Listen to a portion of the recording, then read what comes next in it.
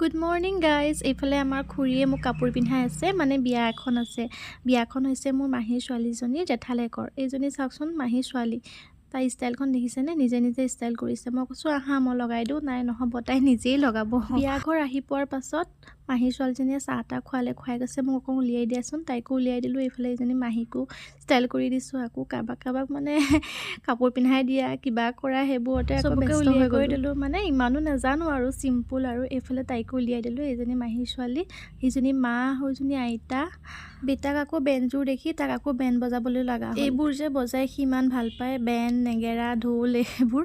এয়া হৈছে মানুহ নাহোঁতে উঠাইছিলোঁ। মানুহ অহাৰ পিছত আৰু ভিডিঅ' চিডিঅ' কৰিবলৈ ভাল নালাগে দিয়কচোন।